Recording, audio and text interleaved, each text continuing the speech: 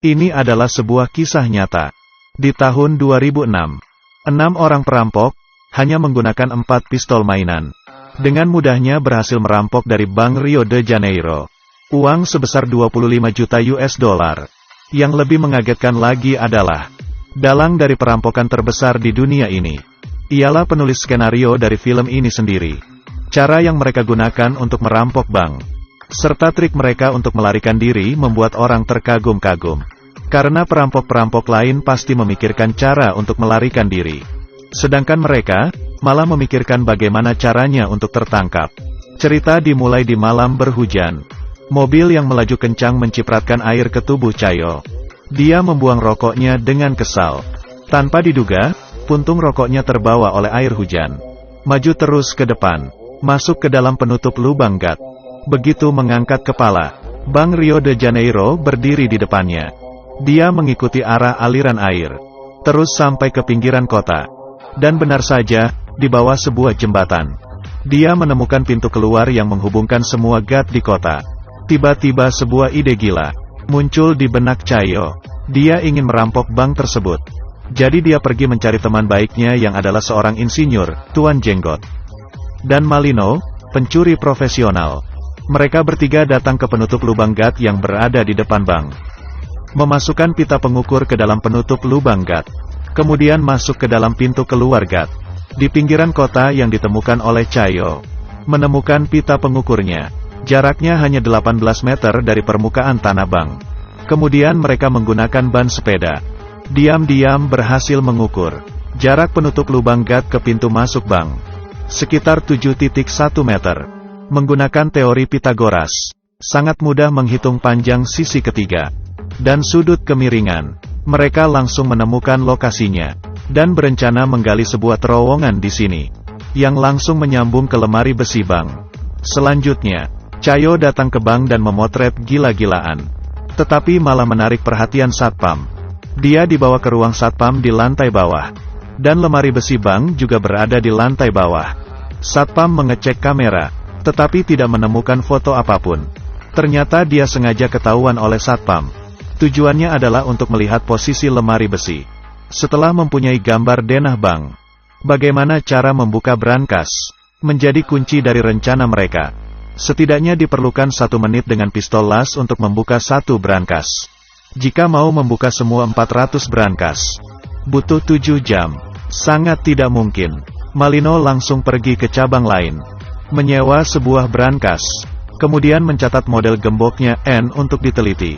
Terowongan sudah hampir selesai digali, tetapi mereka masih belum menemukan cara menghindari alarm keamanan. Aksi mereka menemui jalan buntu untuk sementara. Di hari ini, Chayo pergi menemui Malino lagi, karena dia menemukan sebuah ide cemerlang. Langsung merampok bank. Polisi 2 menit kemudian tiba di tempat kejadian, menggali terowongan sembunyi-sembunyi. Alarm setiap menit bisa berbunyi. Tetapi jika sembari merampok bank, sembari menggali terowongan, polisi tidak akan berkutik. Karena sampai sekarang ini, polisi masih belum mengembangkan sistem anti perampokan yang bisa mencegah mereka secara bersamaan. Setelah persiapan yang matang, mereka menjalankan rencana perampokan dengan membagi tugas masing-masing. Tahap pertama, Malino dan Chayo, serta 2 orang lainnya, masuk ke bank secara normal. Langsung mengeluarkan pistol, berpura-pura merampok. Di saat yang sama mengunci semua pintu keluar bank. Setelah satpam lapor polisi, baru membiarkannya keluar. Menyuruh dia memberitahu polisi. Di dalam bank ada 20 orang sandera. Untuk mengontrol situasi sepenuhnya. Tahap kedua, memberitahu kawan yang menunggu di saluran gat untuk masuk ke terowongan. Tahap ketiga, merusakkan semua kamera. Mencegah bocornya identitas. Di saat yang sama, salah satu kawanan memecahkan tembok yang sudah direncanakan dengan palu. Kedua grup berhasil bergabung. Selanjutnya adalah tahap terpenting di dalam rencana mereka. Membuka brankas. Tuan Jenggot memamerkan alat pembuka kunci ajaib buatannya sendiri. Sebuah meriam. Sebenarnya adalah sebuah mesin hidrolik portabel. Membuka 1 kunci hanya butuh 7 detik. Kemudian, mereka seperti membuka kotak mainan. Merusak brankas gila-gilaan. Di saat yang sama, polisi sudah mengepung bank. Malino juga menerima telepon negosiasi dari kepala polisi. Dan hal ini pun sudah diperhitungkan mereka. Cayo membeli buku manual negosiasi polisi perampok. Menyuruh Malino menghafalkannya, agar kelihatan lebih realistis. Malino sampai ikut kelas akting. Kepala polisi dan Malino seperti buku pelajaran, satu bertanya satu menjawab. Membuat kepala polisi sangat percaya diri. Karena kepala polisi juga tidak menyangka, tujuan sesungguhnya mereka merampok bank hanya untuk menunda waktu. Di saat yang sama, telepon genggam seorang nenek sandraan berbunyi. Dia bilang, hari ini adalah hari ulang tahunnya. Malino langsung menghibur suasana hatinya, serta mencari sebuah kue kecil untuk merayakan ulang tahunnya. Kemudian mengirimnya keluar dari bank dengan aman. Karena jika tertangkap polisi, Sandra tidak terluka dan meninggal. Adalah bukti penting untuk peringanan hukuman. Tindakan tak terduga dari Malino membingungkan kepala polisi. Kemudian dia melanjutkan berbicara dengan kepala polisi. Di saat yang sama, alat pembuka kunci ajaib menjadi terlalu panas karena digunakan terus. Jadi berhenti bekerja. Dan ini berarti Malino harus mengulur lebih banyak waktu untuk mendinginkan alatnya kembali. Dia akhirnya memberitahu kepala polisi. Dia hanya ingin berunding dengan pengacara.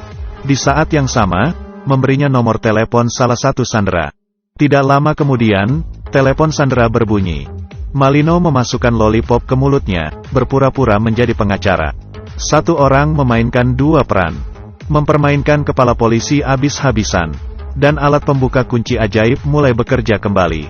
Tidak lama kemudian, jam tangan semua orang bunyi di saat yang bersamaan. Sudah waktunya mereka mundur. Tanpa keraguan sedikit pun, Cayo langsung mengirimkan perintah terakhir. Berkumpul kemudian mundur. Malino mengeluarkan telepon genggam. Menelepon kepala polisi untuk terakhir kalinya. Meminta dikirimkan 5 pizza ke dalam. Kemudian mereka memasukkan sekantong-kantong uang dan emas ke dalam terowongan. Emas dan perak yang tak terhitung jumlahnya meluncur ke saluran gas melalui terowongan. Dan di sini sudah disiapkan 2 perahu angin. Cayo mengeluarkan sebuah kain merah. Kemudian menyusun rapi senjata mereka. Karena yang mereka gunakan semuanya adalah pistol mainan. Dengan begini, biarpun tertangkap mereka tidak akan dihukum berat. Demi memberikan waktu lebih banyak untuk kabur, Malino mengepel lantai dengan hati-hati.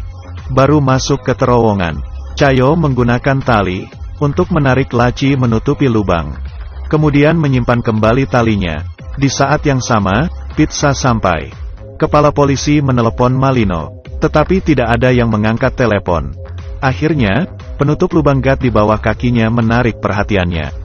Kepala polisi yang telah mengerti semuanya, membawa masuk pasukan ke dalam. Saat ini, Cayo dan kawanannya sudah naik perahu angin. Kepala polisi menggeser laci, tetapi ada granat yang diikat di dalam lubang. Kemudian, rekan kerjanya melaporkan, semua senjata yang digunakan oleh perampoknya adalah mainan. Berarti granatnya pasti juga bohongan.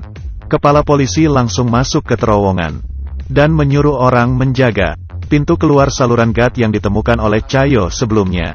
Tetapi Cayo dan kawanannya mengambil jalan berlawanan. Mereka memilih dengan asal salah satu saluran gas di kota, yang bertanggung jawab menjemput mereka. Memarkirkan mobil di atas penutup lubang gas. Kemudian membuka lantai mobil. Mereka keluar satu persatu. Di saat yang sama, sirene polisi berbunyi. Hati ke-6 orang itu sangat ketakutan. Dengan makin mendekatnya suara sirene, sebuah mobil polisi lewat.